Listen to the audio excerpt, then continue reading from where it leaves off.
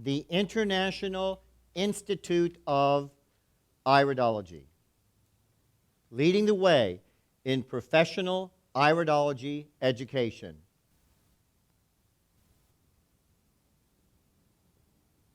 True healing begins on the spiritual level first, then into the mental and emotional levels, and finally into the physical body. This is the true nature of the healing process. It's not a theory. The ultimate. You're becoming a diplomate of holistic iridology.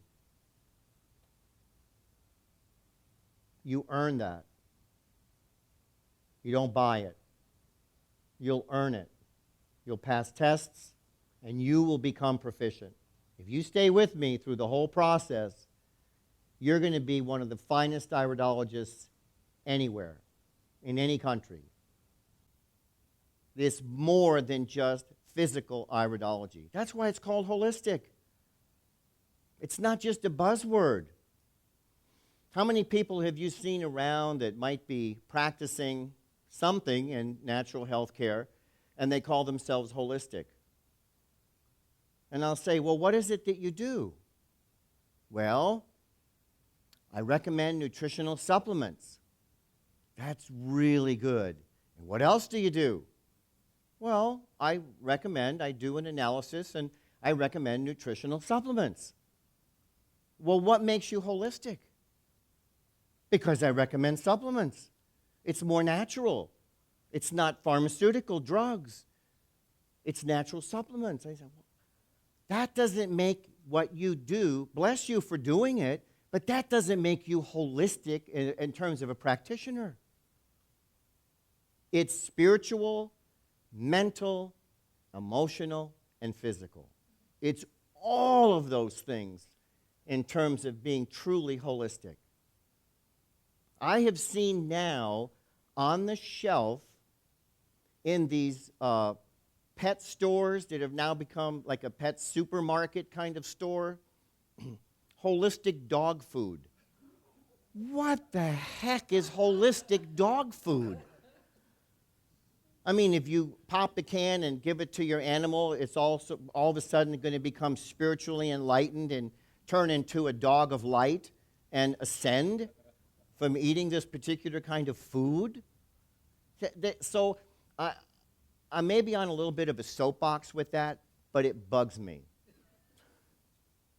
Because they're abusing the word for marketing purposes. And I've been in this a long time.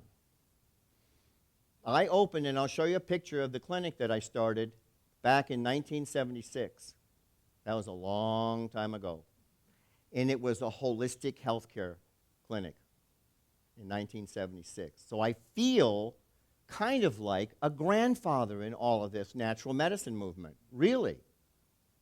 So when I hear people abusing the word holistic, I gently try to help them understand that it is spiritual, mental, emotional, and physical. Now, you used to hear mind, body, spirit, right? I mean, we've heard that. Mind, body, spirit. But where's the emotion in that? Because all healing starts from the spiritual level. Your connection to the divine, whatever that is for you, I'm not talking about religion. I'm talking about that you are a spiritual being having a human experience. Are you with me on that? Absolutely. Yeah. And then we have our thoughts. Oh, that's where we can go wrong. With aberrant thinking, faulty thinking, judgment. This is right, that's wrong. It's too hot, it's too cold. I'm too fat, I'm too skinny. Whatever. Judgment, even on ourselves.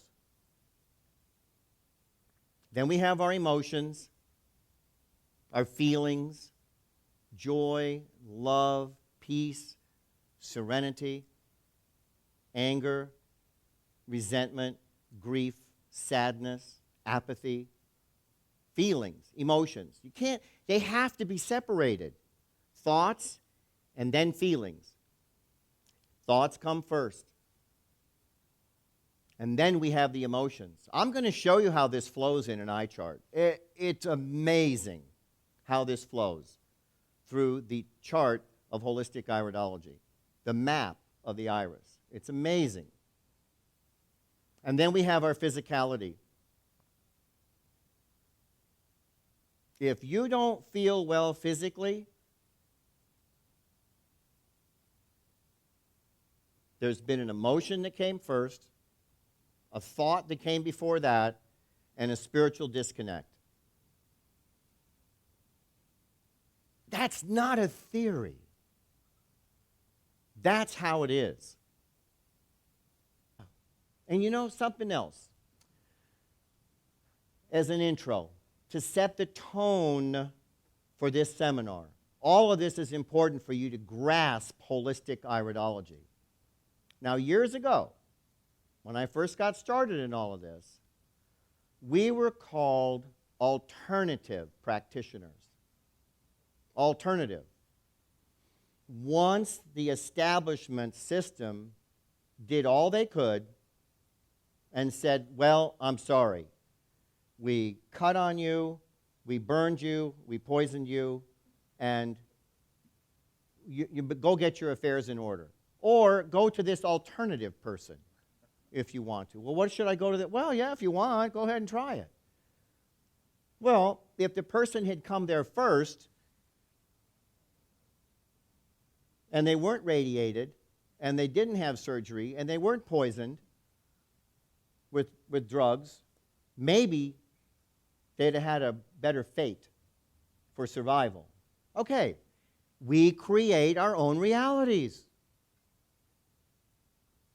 So if someone goes down that path on the conveyor belt, oh, I see here we got this cancer. Oh, we got to start chemo right away.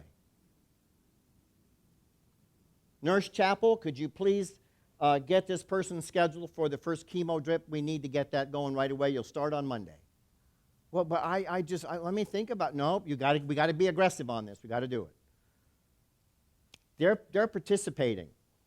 It's not throwing stones at a system. The system has to have participants to go down that conveyor belt with it. But alternative, we're over here, alternative. Then things shifted a bit because guess what? Alternative was working. Imagine that. Nature, right? Does anyone in here have a Xanax deficiency?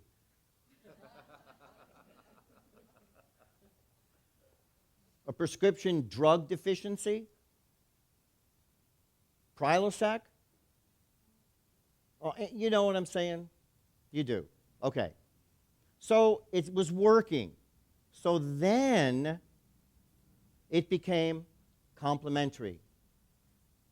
Okay, so now, hey, these folks over here on the other side, let's lay down our swords a little bit here, and maybe we can acknowledge them some. It's complementary.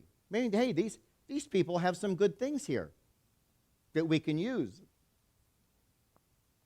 Then, today, it went from alternative to alternative to complementary to integrative medicine. That's huge shift for the establishment in that sense. For the allopathic realm, industrial medicine, it's huge. It's complementary. We can work together.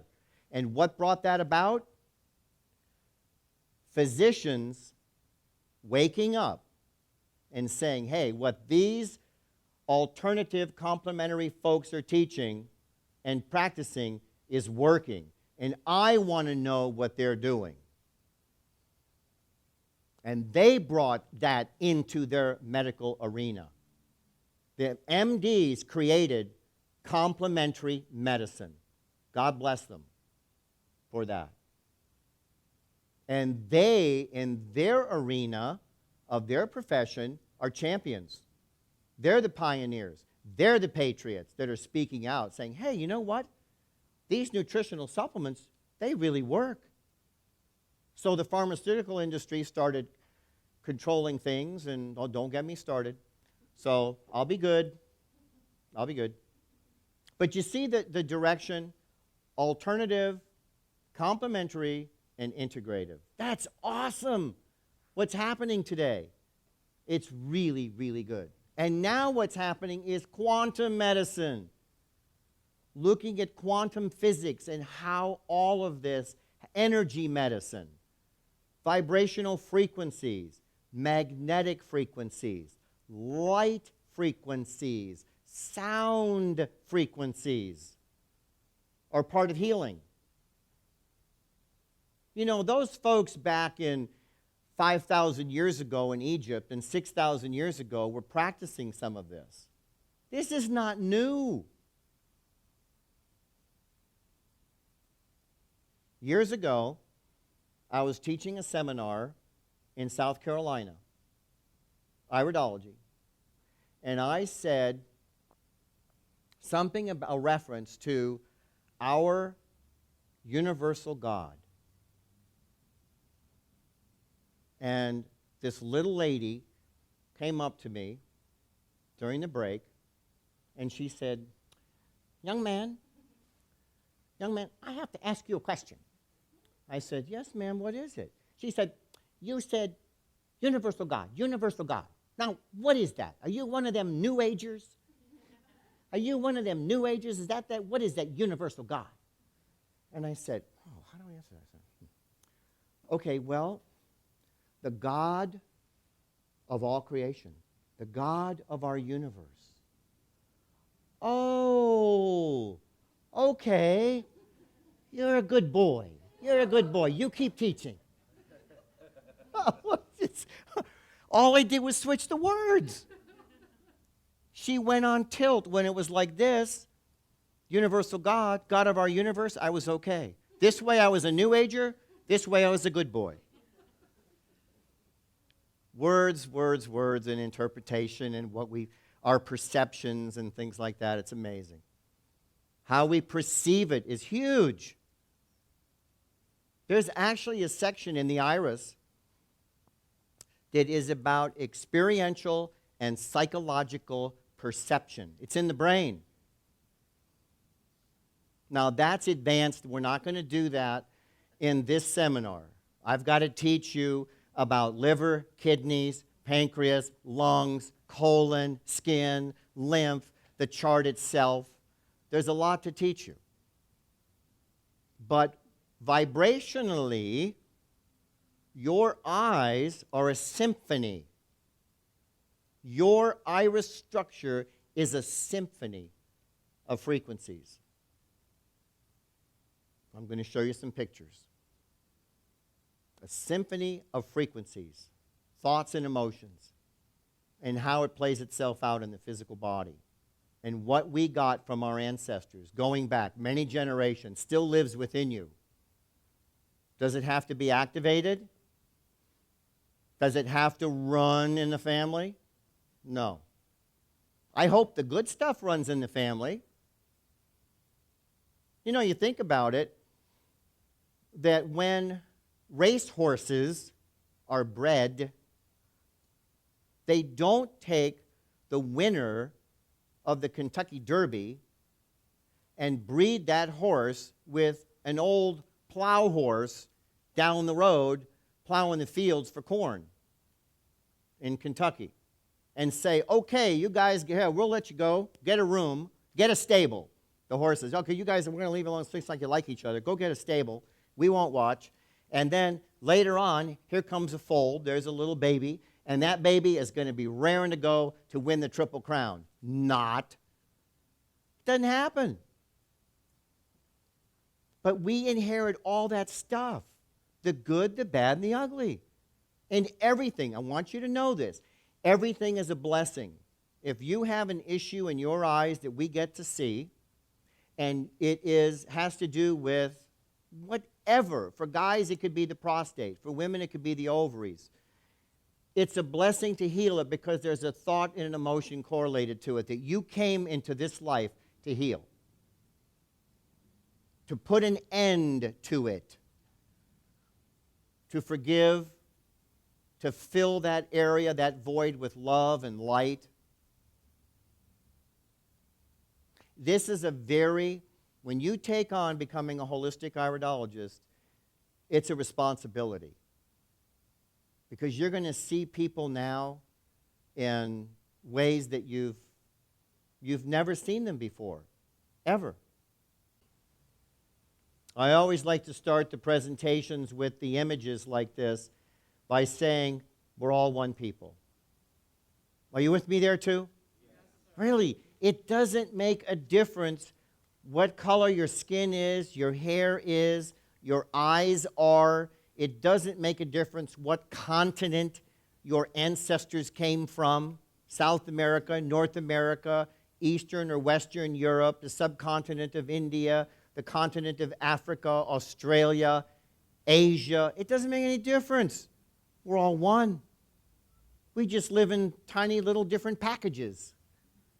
Some little bipedal carbon-based unit that's oxygen consuming. That's it. Sentient life form here on earth. Yeah, that's it. Because underneath, we're all spiritual beings having a human experience.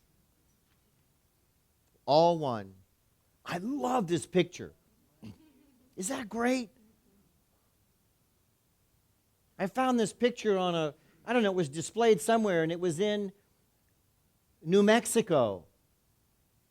And I had to get a picture of it. So this is just beautiful. Children, and you know what really bugs me is to use the word race. I'll get on my soapbox again for just a second. Because it has a bad connotation in our society and in our culture, because it creates separation, our bodies come from different gene pools. That's all it is. Just different genetics from different continents. That's all it is. And then to divide and subdivide people like that, We're all one. What's the greatest healing power of all? Really is. Love conquers all. It never fails. True healing begins on the spiritual level first, then into the mental and emotional levels, and finally into the physical body. This is the true nature of the healing process. It's not a theory. Spiritual, mental, emotional, and finally physical. Are you with me on that as well? Yes. Good. That is how it is. It is not a theory. It's reality.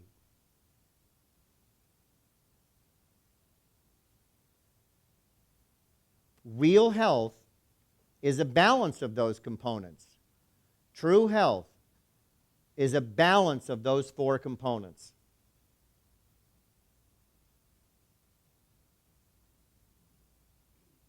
There are times when I am so focused on working to create something, building the new iris cameras, creating new iridology software, making new images for this particular class, new graphics for you to see that no other audience has ever seen before. And there are times where I say, I'm going to rest. I'm going to take the day off. And that's the balance. And even though part of my mind goes, you should be doing this, you should be doing that, you got to be doing that, you still have to finish that slide, you still have to create that, you got to go order these parts, and this has to happen, and you got to, I said, no. I do my best to live what I am teaching you, is to take that time off. My birthday was just recent, and I was in the throes of preparation for this seminar, and I said, I'm not working on my birthday. Right in the middle of the week, right in the middle of everything, and I said, no. And I got in my car with Michelle, and we headed into the mountains, and I sat by a bold mountain stream. At the time of my birth, at that particular time of day, and I gave thanks to God for my life, and I gave thanks to my parents, who are no longer here, for helping me get here. And I thank their souls in spirit, and I thank God and gave that acknowledgement and recognition for my life. And I'm happy. I love what I do. I hope you do too. I hope you're loving what you do. Because if you're not, we got to talk.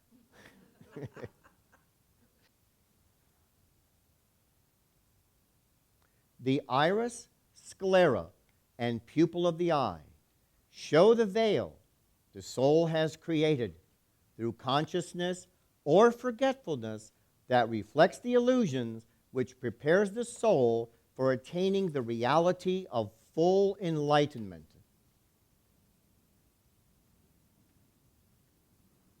Whoa. What's that? What does that mean? I was sitting in an iridology class. I was voracious when I first got introduced. This was some years later, and in September of '88. And I was listening and digesting the information, and I wrote this down. It wasn't automatic writing. I was very conscious with what I was doing, and I wrote it all down. It was flowing through me. And then I took a look at it, and I go, what is this? What does this mean? And then it all started to define holistic iridology. We are spiritual beings having a human experience. And your eyes show or reflect your illusions. What do I mean by illusions? I'm not good enough. I'm not smart enough. I don't have enough money. It always happens to me. I'm so angry. I'm so sad I can't stand it. I hate it. I'm not going to forgive you. Oh no, I remember when. Those are all illusions. They're all third-dimensional illusions that keep you from realizing that you are a spiritual being having a human experience. We're going to learn about this through every section of the eyes. It's amazing. Genetics, the energies, the frequencies are passed down. They're handed down, as a metaphor. They're handed down from one generation to the next. As I said earlier, the good, the bad, the wonderful, and the ugly. Gets handed down.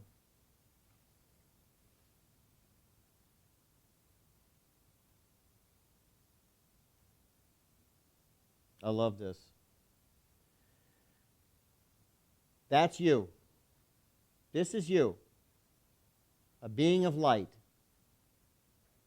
And you have your parents, then you have your grandparents. There's 4 grandparents, right? Great-grandparents, there's 8. Great-great-grandparents, there's 16 that have contributed to who you are. Great-great-great-grandparents, 32. 5 generations back, only 5 generations back from you being here, 62 people have contributed to who you are. Is that an amazing statistic or fact? It is to me. Who stops and thinks about that? Really. But 62 people have contributed to who you are. Back to your great-great-great-grandparents. All those thoughts, all those emotions, all the victories, all the defeats, the traumas, the joys that are powerful emotions that get imprinted in the DNA and get passed on to you. Now, you can change that. That's possible. You have a question? So it's only back 5 generations? Oh, no, you could go back further. Yeah, I just did this for, I ran out of space. No, we could have gone to 64 great-great-great-grandparents. Yeah, but no, that's a good question. And I think that once we get that far back, that the influence is very diluted. But 62 people, the vibrations and frequencies contributing to who you are and what your eyes look like? Wow. Wow.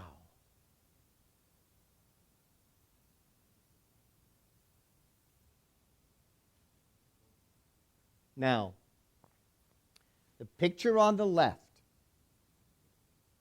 is a picture of a vessel of water with a sound frequency underneath vibrating a note like oh, and the sound is going through the water. And the sound is making a pattern in the water. The light is there to show the pattern better. Now, if the frequency, the hertz frequency of the sound changes, the pattern changes. That's what's happening here. Okay? On the right is a picture of a lymphatic iris that is polyglandular with a mild central heterochromia. Well, you already knew that, so I figured. Sorry for restating the obvious. You'll learn. You'll get it. But look at the similarities in a way. The point here is that on the left is only one note. You are a symphony. Your consciousness, your body, your emotions, your thoughts is a collective symphony of notes and frequencies from at least those 62 people going back 5 generations. Are you getting the concept? But you're more than one note. You're a symphony of notes.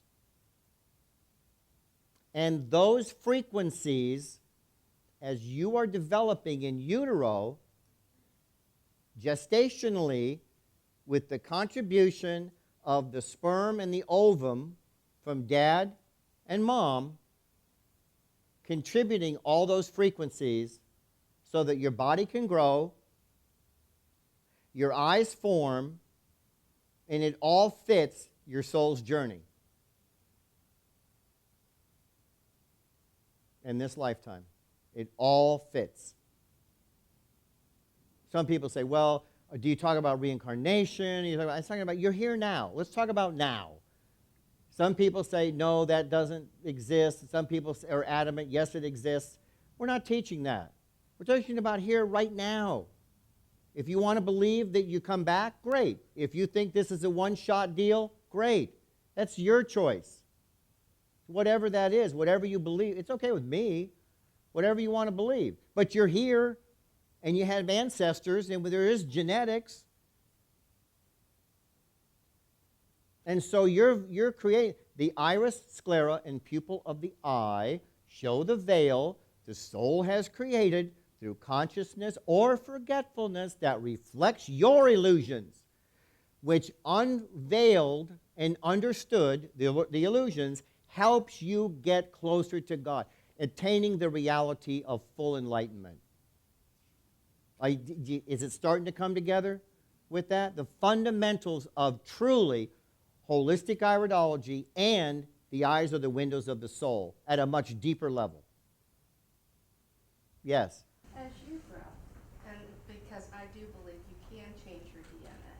As we grow and as we evolve in consciousness, and I do believe you said we can change our DNA. Can the eyes change? Can the eyes change?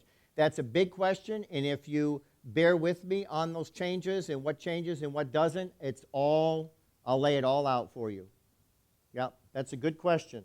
Because some things change and some things are hard to determine if they've changed. Just to give you some answer right now with it. Okay, so this is water and sound. This is iron filings. Little tiny, tiny shavings of iron on a metal plate with sound passing through it. Again, another sound frequency. Look at how the iron filings vibrate into a pattern. And look at that pattern of an iris. But your irises are a symphony. This is only one note. Question? How does adoption play into that? So if you're saying that we're so... How does adoption play into the patterns? Yeah. Well, they're still taking on the genetics of maybe their parents that they don't know in the physical, their grandparents, great-grandparents. So it's all the same. It doesn't have to be from their adoptive parents that they're taking on their genetics. They can't. Physically, they're taking on the genetics of their lineage. And they have been adopted, and so that's their journey. Yes? But don't the adoptive parents have a vibrational effect? They would have a vibrational effect that would attract that soul to that family. Sure. Sure. Question? Well, just as he was saying, and then wouldn't that vibration actually cause for the relationship? Would the vibration cause for the relationship? Are we still talking about somebody adopted? Yeah. Okay. We're talking about adoption. For the relationship to I guess to transfer some sort of information through that? To transfer information from the adoptive parents to the child? I'll talk about that too when I get into what we call entrainment and frequencies and laws of similars. Yeah, good question. But if you were adopted, and assuming you sort of... And if you were adopted and assuming that you were... Everything's all pre-planned. When you're going... Everything's all pre-planned. If you did, would not the adoption and all that already be embedded into the eyes? I mean, would it all not... would the adoption already be embedded in the eyes? Well, you know, one of the things you don't want to do is read somebody's eyes and say, here, is it possible that you were adopted? I can see that. Wait, let me finish. I know where you're going, and I'm not mocking you. I'm just saying, you don't want to go there. But when you look at certain areas in the brain that is beyond this level 1, you need to learn about the colon. You need to learn about the pooper before I teach you about the brain. Okay, 2 points here. She's really laughing good. We'll get there. But when you get to the brain area, all of that stuff is in there. It's amazing. Experiential psychological perception, gestational issues, conception, birth, primary caregivers. It's all there. Yeah. All right. So frequencies. One note, a symphony of notes. This is a powder on the left called lycopodium. Again, sound wave, and it vibrates to a pattern, and I tried to find an iris that was somewhat similar. Frequencies. And all this is coming from your DNA, going back 5 generations, 62 people contributing, and gestationally that iris forming in utero from a zygote to an embryo, to a fetus, to a neonate when you come out. It's all there. And you know what? All of this information in leading edge holistic iridology, what we know is only the tip of the iceberg.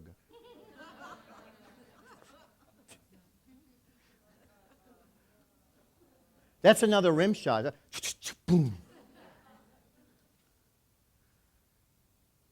This is water again.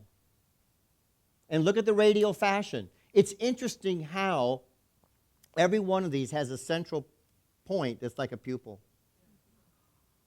And then it emanates out from there.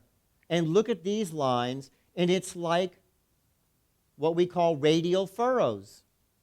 Those lines that come out like spokes on a wheel. And then these are called contraction furrows. Those little white highlights, those are contraction furrows. And there's lines going like this that are wavy.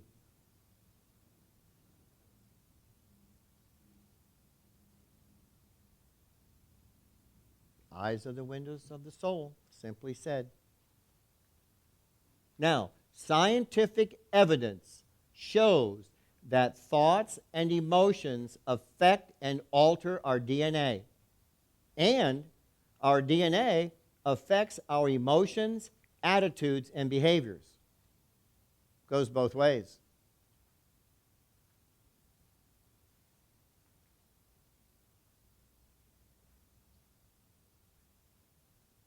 You are capable of reprogramming the DNA code to transmute ancestral issues that are not healthy or not for your highest good. You can transmute them. Years ago, a long time ago, as a university student, it was like you got what you got with your genetics, and that's it. That was the hand of cards you were dealt, and that's it. You're stuck. We know now in energy medicine, we can transmute. There are, I'm simplifying this. I'm not a geneticist, but to give you an idea, there is something, a protein called a histone, that attaches to the DNA molecule and the structure of the DNA that can either switch on or switch off genetic predispositions. So with the right attitude and the right thinking, the right emotions, we don't have to switch on a cancer gene. Switch on the happy genes, the healthy genes. Don't have to go down that road. It's a path, it's a predisposition, but you do not have to have or experience what your parents had or your grandparents had. We know better today. This is not a theory. This is science. Isn't that wonderful to know? The patterns we see in your eyes. Now, the question is, well, does it change? Is a lacuna going to heal? Is the mark in the iris going to change because I now forgave everybody in my life and my kidneys are going to have perfectly formed trabecula with no lacunas, no pigments, no transversals, no radial furrows, and they're going to be pristine? No. It's a blueprint. It's what you were born with. What changed is your DNA. Okay, now where does the name come from? Iris. It's a Greek word. It's a noun. Rainbow. In fact, in Spanish, a rainbow is an arco iris. Arco, an arch. It's also a halo.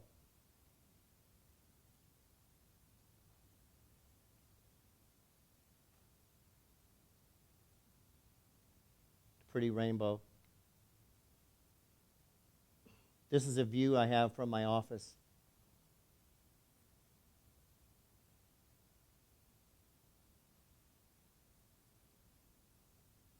Rainbow, halo, the goddess of the rainbow. That's where the Greeks really Iris was the goddess of the rainbow. She was a messenger.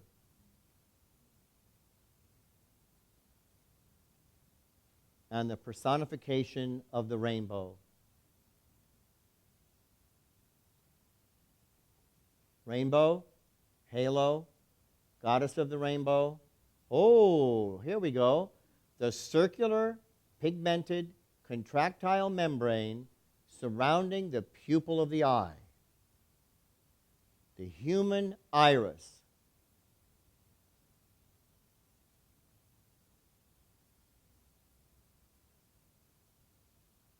Remember I said about a little centimeter, 11 millimeters, 12 millimeters, the diameter of a human iris? Look at the size of that. How many thousands of little 11 millimeter circles could we put in that?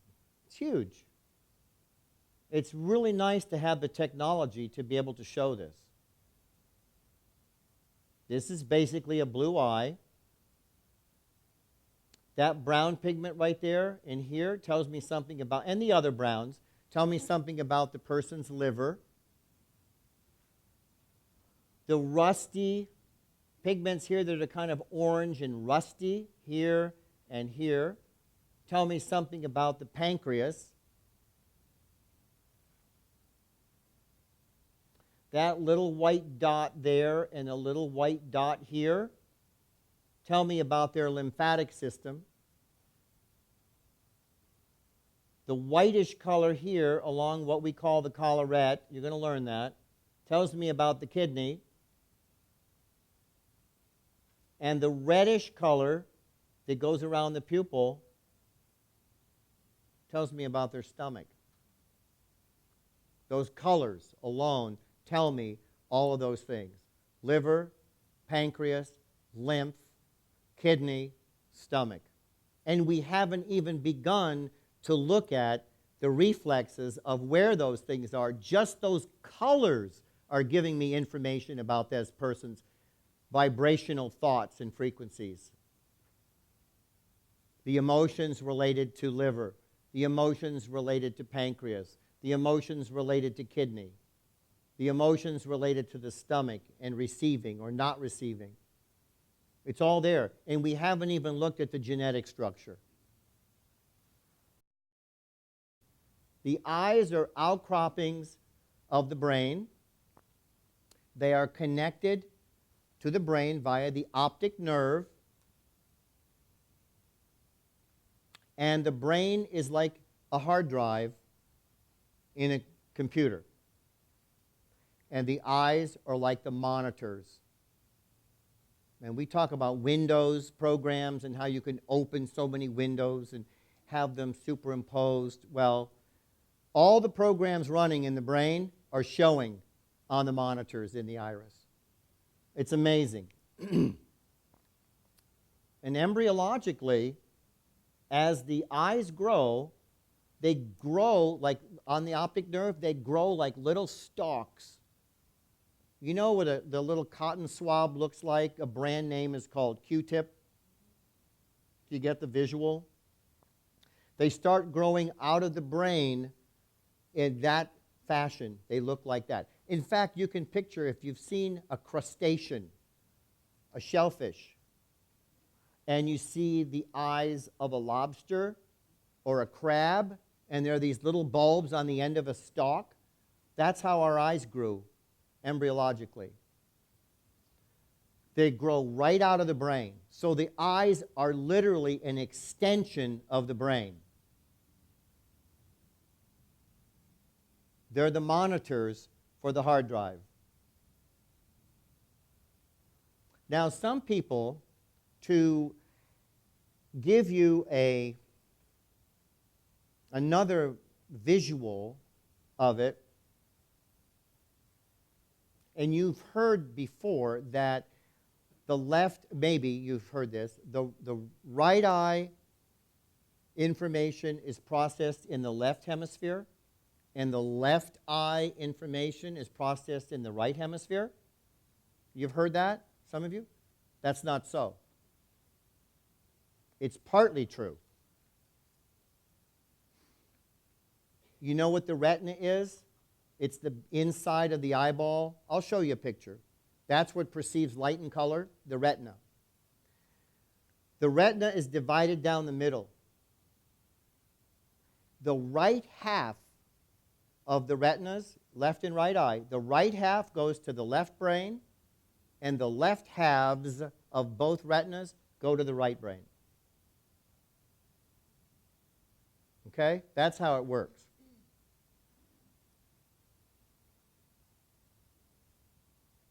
Eyes, irises are like fingerprints. There's no two alike.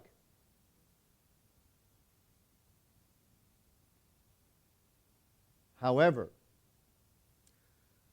today, with the sophistication of computers, they have found that the fingerprint is not as reliable.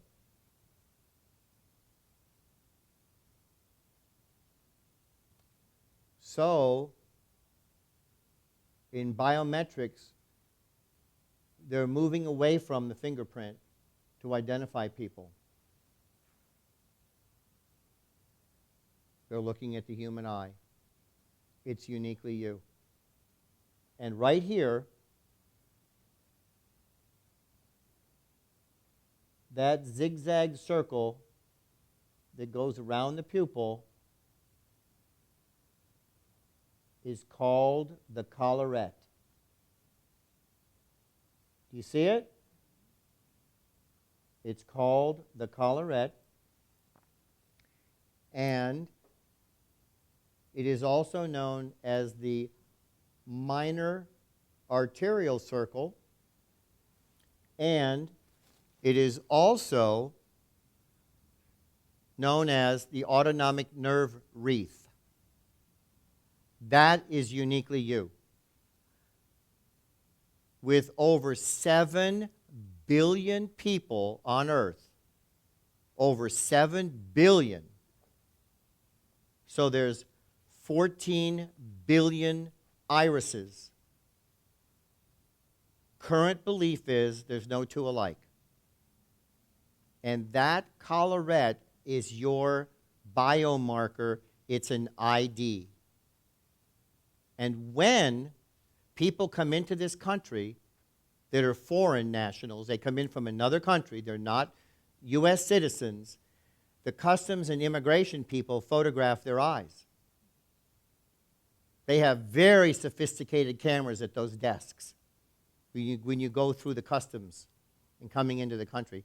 And they photograph and catalog every person. They can zoom right in on the iris and take a picture. Oh, is that beautiful? A lymphatic eye, blue. Now, here's what we're going to do. I'm going to show you a bunch of eyes.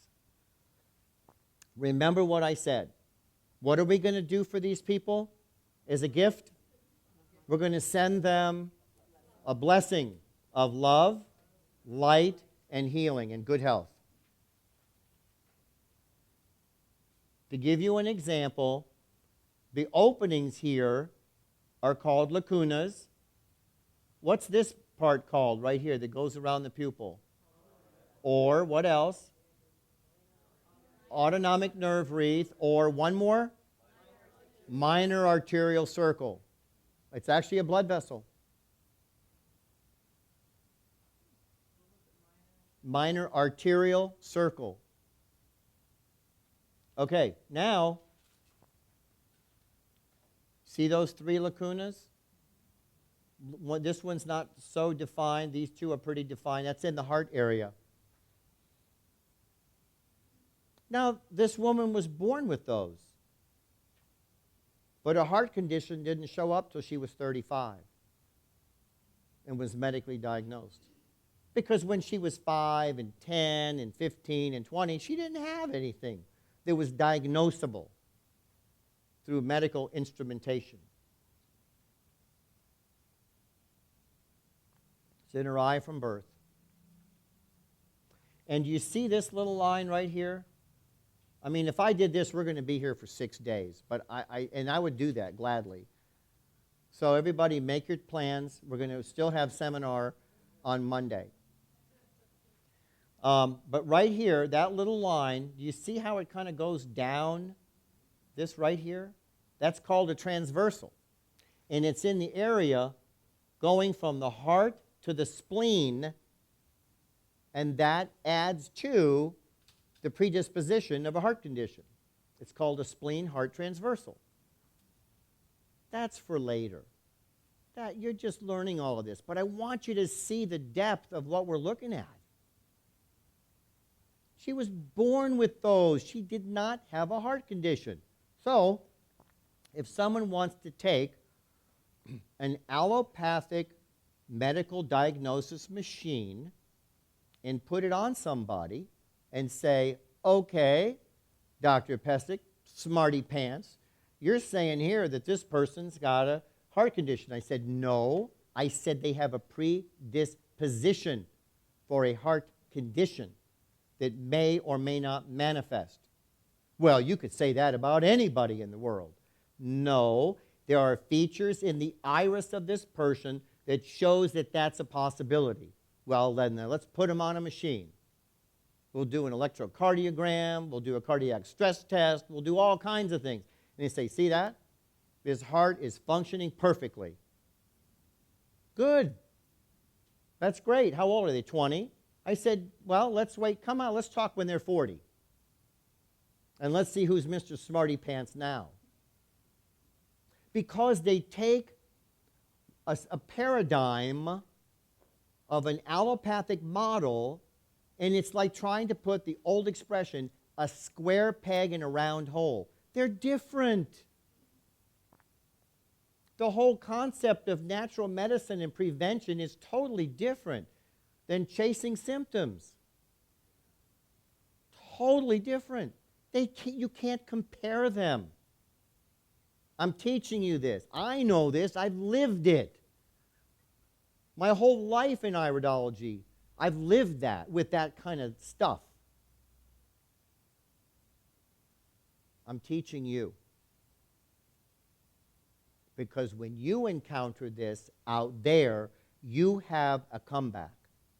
You have the reasoning, you have the knowledge to come back and effectively explain what you're doing.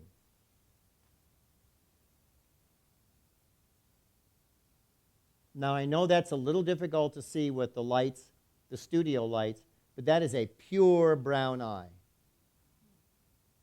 and a very strong constitution. There are 3 basic eye colors in the world: blue, brown, and biliary.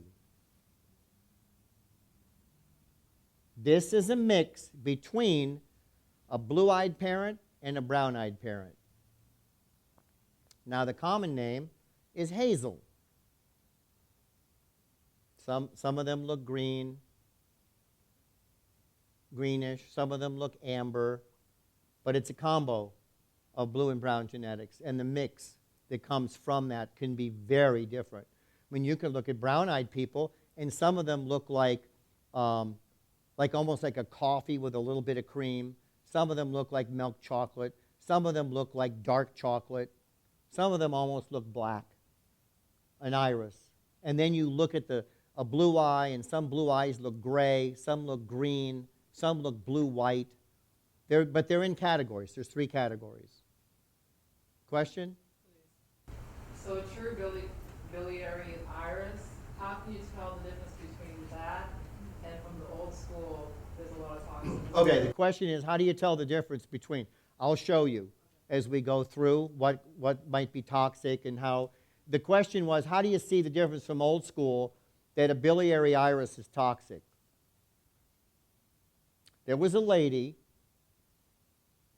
that came to me who was obsessed with her eyes being blue. And her eyes were biliary. Because the iridologist that she went to, that studied with Mary Jo around the dining room table, said, sell them these herbs and get them cleansed until her eyes turn blue. And your eyes need to be blue, and then you know you're clean inside. It's her genetic predisposition. She had a pure biliary iris. This woman, I am not exaggerating, would do a Dr. Jensen's 7-day tissue cleansing fasting program with kalimas, cleaning out the colon, and in between that, she did this for months, and every 7 days, she'd take off 2 weeks, another 7 days, and in between that, she would do coffee enemas. And she'd do it, and she'd look, and her eyes were still biliary, and she'd look, and they still weren't blue, and she'd do more cleansing and more coffee enemas and fasting, and her eyes were still that color. And she came to me, and I said, my dear, let me show you some other pictures. This is a natural color. Blue, and now I asked her, I said, which of your parents has blue eyes and who has brown eyes? She said, why? I said, because that's why your eyes have this color. It's natural. She broke down crying. She felt so relieved because this wackadoodle had her believing that she had to cleanse until her eyes turned blue. That is as ridiculous, and I have an energy about it because it's incompetent, it's unethical, and it's ignorant to be passing that kind of... That would be like saying a person that has brown skin needs to keep skin brushing and taking a shower until they look like me. That's how stupid that is. It's pigment. It's natural. Now, there are toxins, things, and I'll tell you something else. Oh, boy, I'll bet she sure gave the Starbucks people a lot of business with coffee enemas. But I'll tell you what, scientific evidence has proven that coffee enemas really change the flavor and taste of the coffee.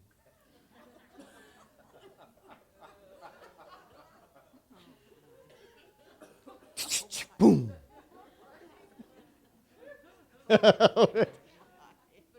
I can't pass it up. Listen, the voice is inside my head, said David.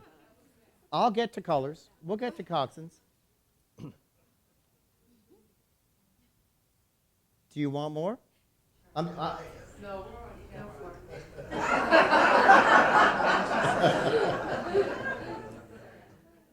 Yeah. So these are natural colors. And there are toxins that can accumulate in an iris and change the color of it. Absolutely.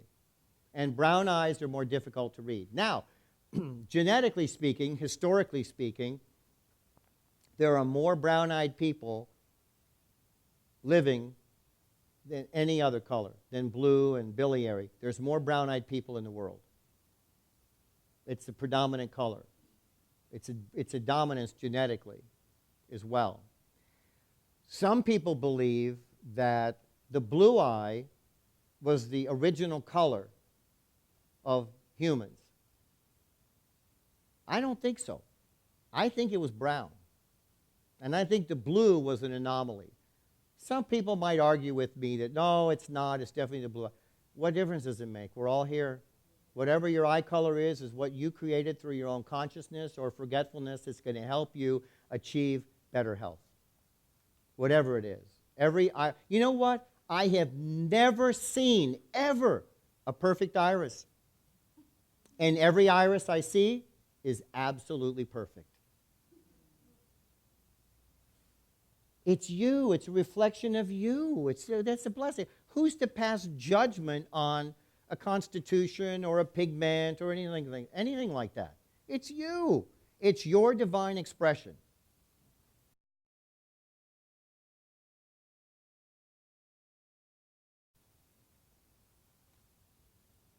It's a beautiful iris. Now, when you look at somebody, when we're going through this, if I'm looking at you now, here I am, that this is my right eye. And as I'm facing you, my right eye is on your left side. And thus, the left eye is on your right side, okay? So when we do iridology, we're always looking at the person straight on. Now, if you notice, right here, this is called the medial canthus. That is where the eye comes together, that little corner. On the other corner is the lateral canthus. The medial canthus is where that tear duct is. Do you see the shape of this eyelid here and here? Now, if I'm standing here, tell me, is that a right eye or a left eye? It's a right eye. Okay. And what's this called? Collarette or autonomic nerve wreath or, all right, or minor arterial circle. Now here, all these little wavy little strands like threads is connective tissue, and they're called trabeculas. And woven in those trabeculas are little tiny arteries and veins and nerves in the iris itself. But it's mainly what's called connective tissue.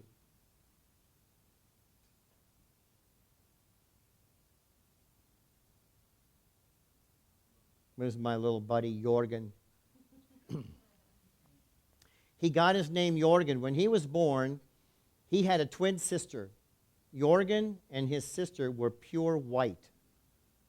And he has a biliary iris and a blue or lymphatic iris. His sister was pure white and her eyes were reversed. Her right eye was biliary. They were, what a gorgeous pair of kitties. Little kittens with those eyes like that. It was beautiful.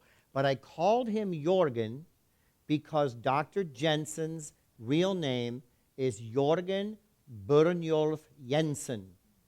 George Bernard Jensen, born in Stockton, California, March 25th, 1908, who's my mentor. I'll show you more pictures about that and share the wonderful stories and how I got here in front of you today with his encouragement and mentoring. So when this little guy was born with such unique eyes, I called him Jorgen, which is George. George Bernard Jensen. That's little Jorgen. Is that amazing?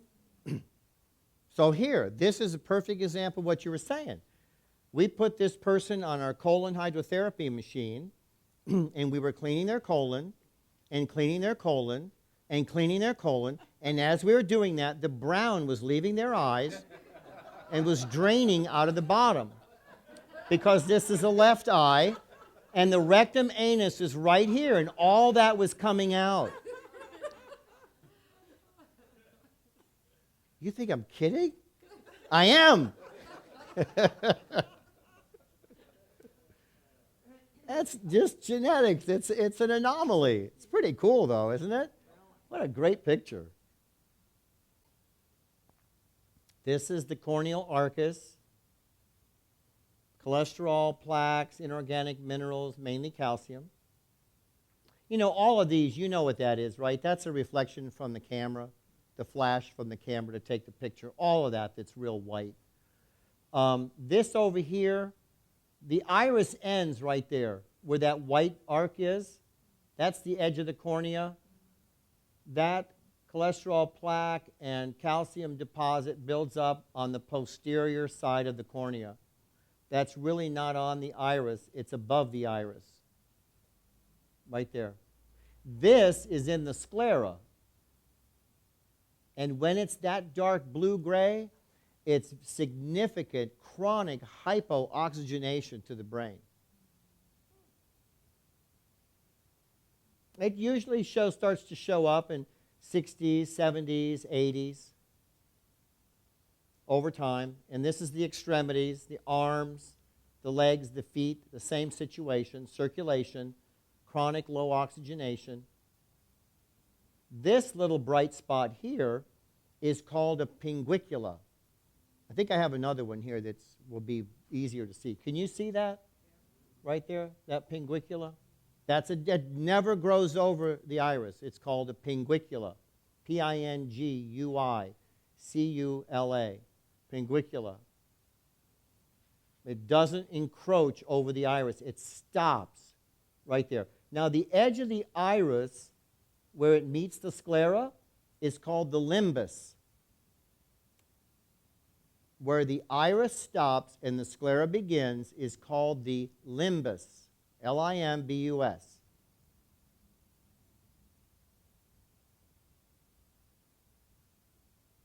This is a bit of a central heterochromia in here. That little bit of a light brown amber color around the pupil. See all these blood vessels?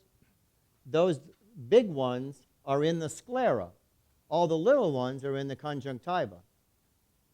They're called primary vessels. Those big ones, are far more serious than all this little stuff.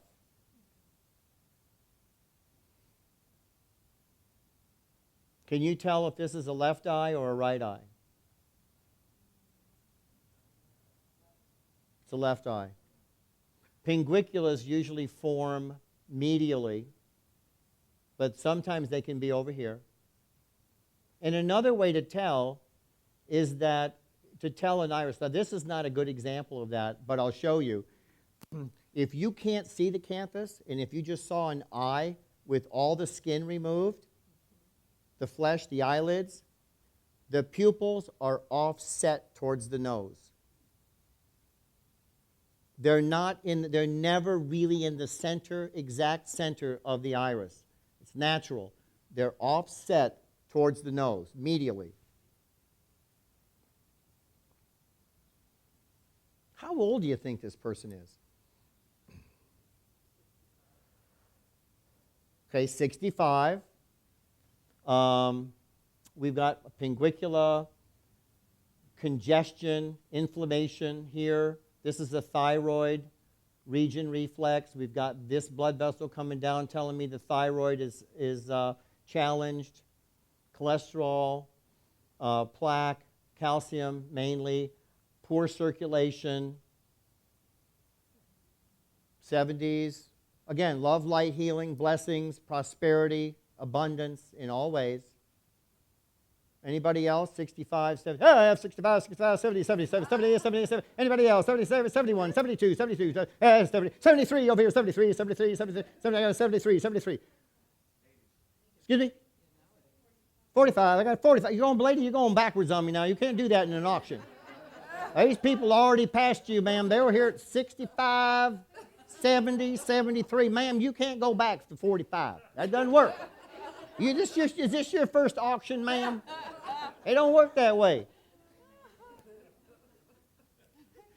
37.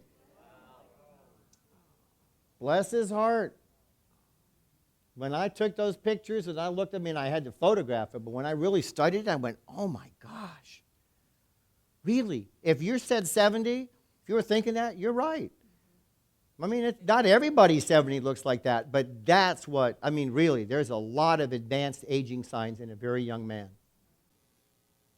And I think that I have created something which is the best of my predecessors, my mentors, my teachers, or the work of people that I've studied, and my own contributions to the chart.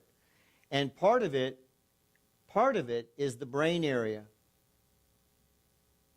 Because this is not anatomical. If you look up, this is all anatomical, isn't it?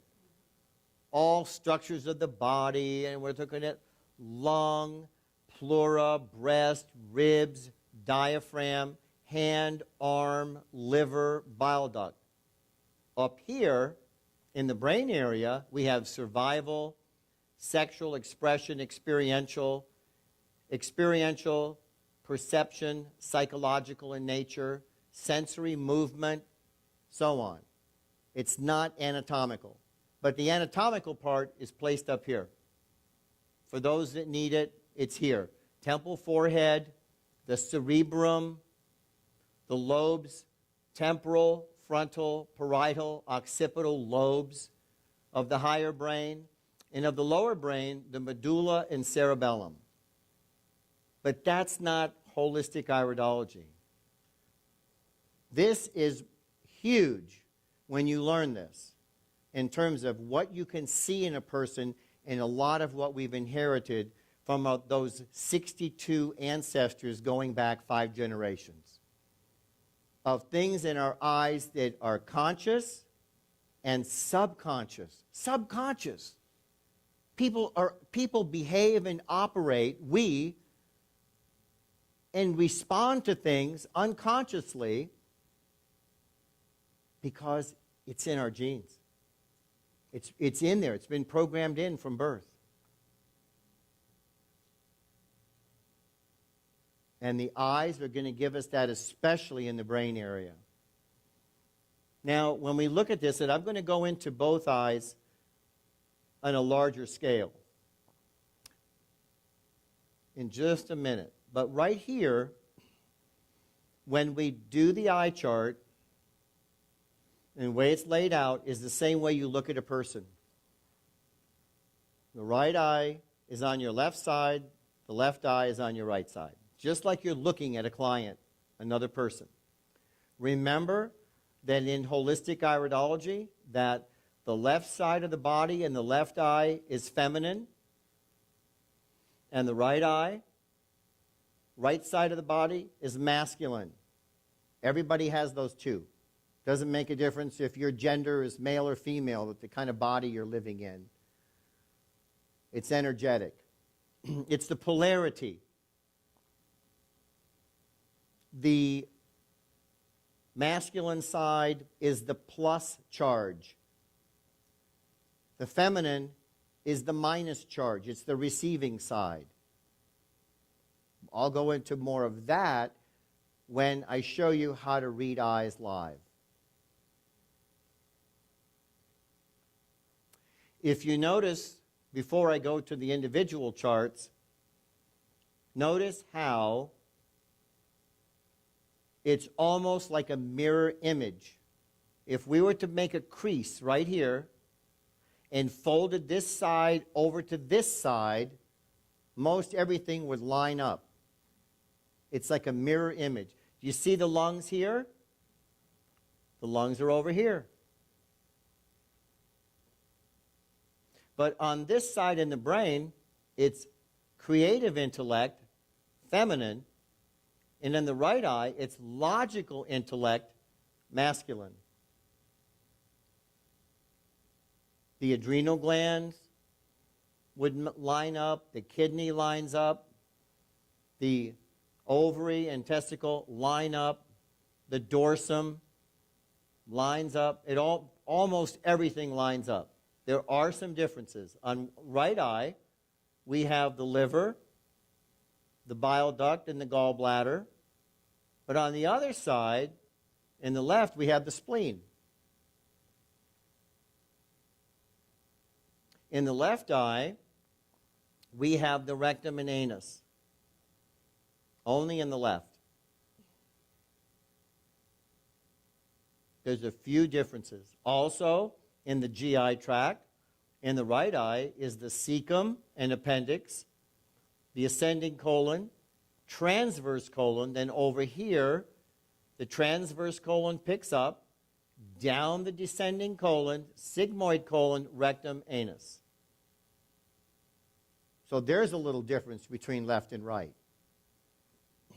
Both left and right have the transverse colon. And they both have small intestine. And the small intestine is medial, while the colon is across the top and down the side, the lateral sides, and on the bottom, and then out.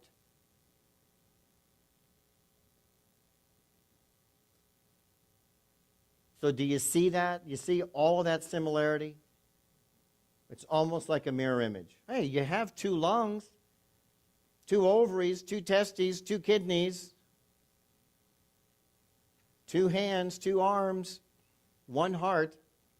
And the heart is seen, though, in both eyes, here and here. The pancreas is seen in 4 places. I'll talk to you about that in a minute. Okay? So what we're going to do right now is we're going to take a break for 5 minutes. So I'm going to reposition where I'm sitting, and I'm going to put up 2 large pictures of eye charts, and I'm going to look just like you. I'm going to sit right out here with you, and I'm going to look at the screen, and I'm going to go into great detail explaining a whole bunch about the eye chart. Because that's key, fundamental. You can learn about the cholesterol and calciums and lymphatic tophi and radial furrows and stuff, but you need to know the eye chart. You got to have a map. Where are you going? What are you looking at? There's a pigment, but where is it? Sure, I know brown is liver and orange is pancreas and cream colors are kidney, but they're not always on the kidney and liver and pancreas. They're other places. So you need to master the eye chart. And where are all the locations? Thought and emotions. This is very, very important for holistic iridology. You need to learn this backwards and forwards. The charts are on the back table in the classroom store, and it's designed for you and the people you work with so that you're looking at, when you come across fear, it affects you, as an example, fear, adrenal thymus, you come across, and you look at worded expressions. What if it doesn't work? I've got to have it. What's going to happen to me? I worry about everything. Now, someone, you can look in their eyes and you say, well, I see here that the adrenals look a little bit weak. Do you think somebody, now we might know, but you wake up in the morning and you go, let's go to the pancreas. Grief and sadness. No one understands. There's nothing I can do. I feel very sad. It's always been missing. Do people wake up in the morning and they go, God, you know, I think my pancreas is a little sluggish this morning. Maybe I should take some supplements and work on my grief and sadness issues because that's feeling a little bit off. People, you know, that doesn't happen. I switched from that from adrenals because sometimes when you wake up, if your adrenals are tired, you know. If you know what adrenal fatigue is like, you know. So I went to the pancreas. So you don't, but if you relate the statements to somebody and you say, do you ever feel like this? Yeah, I do. Well, that relates to the pancreas. And that's affecting your blood sugar, your insulin levels, insulin resistance, and maybe blood sugar challenges, grief and sadness. So when you bring it home to them as a thought and emotion, it's very powerful. Oh, they're not going to wake up and say, geez, I think that my liver is a little funky today. It's a little... They're not. But ask them, do you ever have... Is this kind of like some underlying stuff in you? I won't. You can't make me. I'll get even. I hate that. You just wait. I'll show you. You're not going to get away with that. People can relate to that. Are they going to relate to liver condition? If they have cirrhosis and their abdomen is out to here, they know. That's pretty far down the road. So this chart shows you the steps and the scale of emotion.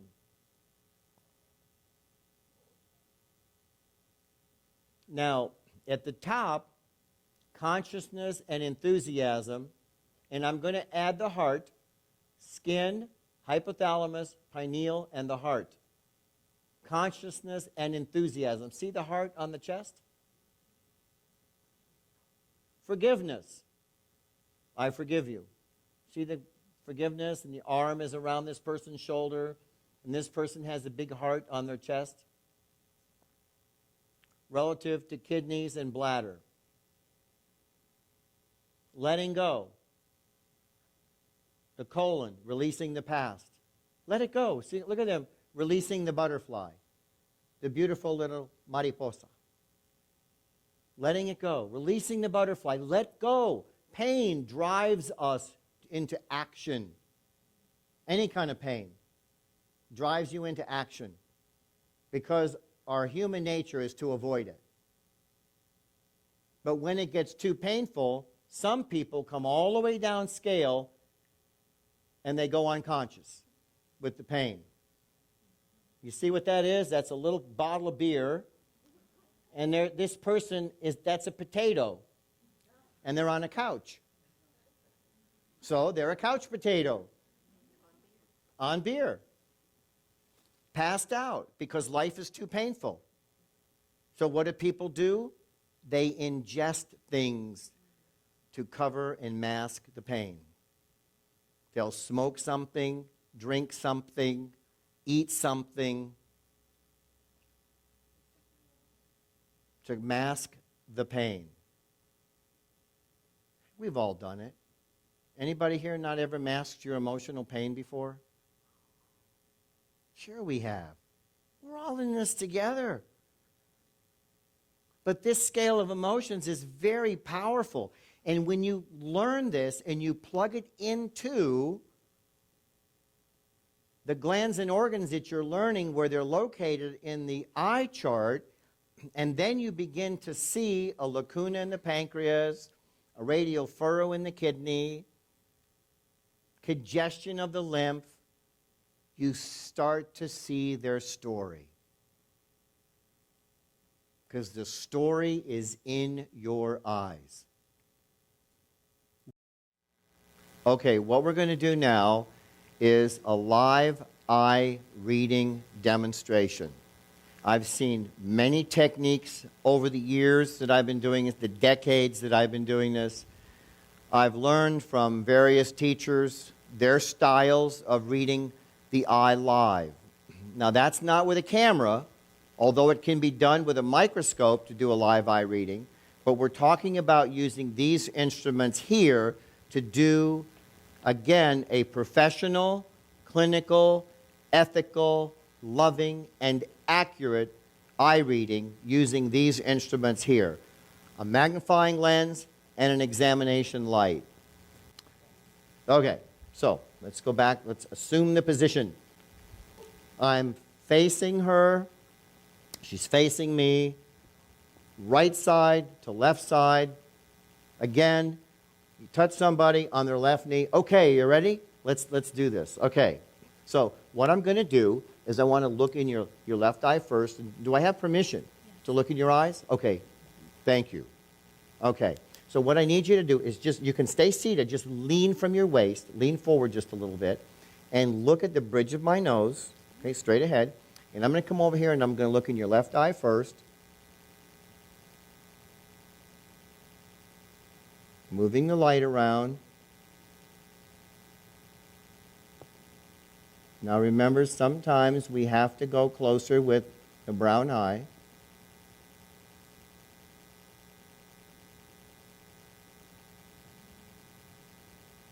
Now I'm going to switch hands and I'm going to look at your right eye, okay?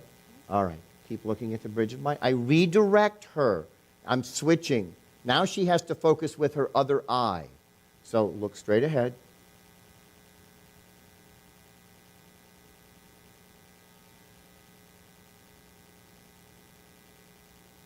Moving the light around. Okay. Are you ready? You have brown eyes. Am I right? I'm good at this. Really. Always say something you know that's accurate first, right? Am I good? Good? Brown eyes? All right, all right. Do you want more information? Really? Oh, that's going to cost more. Okay. So, what I do is I go into the eye, I look at everything over, and I have learned to make mental notes of what I'm seeing. So I give myself little clues, and I'll say, or a little note, and I'll say, okay, contraction furrow, collarette, pigment. She has a very strong constitution. You have a hematogenic eye. We covered that. All right. Now, with that strong constitution, you do have, because the anterior surface, now I'm talking to a client. What does she know? She's not an iridologist, right? So, what I mean by constitution is that you have strong genetic heredity from your parents, your grandparents, your great-grandparents, your great-great-grandparents. You have good, strong genetics, which means that you have good stamina. Does that make sense to you? Yeah. So you ask clients, too, to confirm what you're saying. And if you told me no, I said, we need to talk, because if you don't feel it, you have a rock-solid constitution in a lot of ways. Really good. I mean, I could put her in a textbook with what she has as examples. So that means that you have good mental stamina, emotional stamina, physical stamina. Does that make sense? Yes. Okay. Now, I also know that I think that you're a real thinker. Do you see it? See that? I don't have to say that. Does that make sense to you? You're a thinker. You have plan A, you have plan B, you have plan C, you have plan C1, plan C2. She does. She's a type A personality. And what she has learned to do with a very active mind is to organize what she does. Do you feel organized with what she does? Yeah. Because the hematogenic iris has random tetanic contraction furrows. Random tetanic is the energy is there, the thoughts are there, but they're everywhere. I want to do this, I want to go, and that's part of you too. I want to do this. Oh, I'd love to do that. I want to see this. Multitasking. I want to go here, I'd want to do that, I'd love to do this, and in the future I'm going to do this. And that I got a hunch that perhaps, you see, I have a hunch that perhaps, rather than I see that you are, I see that you have. No. I have a hunch that you spend more time thinking about the future and what you're going to do than you spend on the past and where you've been and what you did, or reminiscing and being nostalgic. Not that you don't feel, but you're more of a future person than a one in the past. The contraction furrows are telling me that, but there's something else. That is your collarette. And your collarette, now the contraction furrows are what we also can think of thought lines, or sometimes we call them stress rings in iridology. And they're little tiny cramps in the iris. It doesn't affect your vision. It doesn't change anything with your iris and how it is, but it tells me about you as a person and how your mind works and how you were born. You were born wired, so to speak, and you run on 220 while other people run on 110. Does that make sense to you? Yeah. She has the constitution to carry her mental activity with what she was born with. Now with the collarette. Now what that is, and what I do is I would take pictures and I would have the pictures up on a screen instead of doing this. Or I would use the eye charts and all the poster charts, and I would have them next to me and say, now if I don't have a camera, I'd hold the chart here and I'd say, see, your eye kind of looks like this one. And it looks like this one. It's a combination of these two. So they get a visual. Because right now, how does she know from a contraction furrow and a collarette and a lacuna and a radial furrow? She's a client. Okay, so your collarette is a circle that goes around the pupil. And your collarettes are amazingly symmetrical. They're round. With the rest of your eye, they're very symmetrical. So it tells me that you have a balance and equilibrium of your moods. And that under stress, under rough seas, as an analogy, that you keep a steady keel. Does that make sense to you? Can you relate to that? Yes. And is that you, your personality, that you handle stress very well? And sometimes people don't even know that you're feeling stressed on the outside, but inside you could be like a little duck paddling like this underwater. The feet are going like this, and on the top he's just moving along, just flowing right along. That is the balanced, symmetrical collarette. What are you feeling right now? Anything? Is there any emotion right there? No? Yes? What? Happy? Happy to know that? Okay, well, there's something happening here that's emotional for her.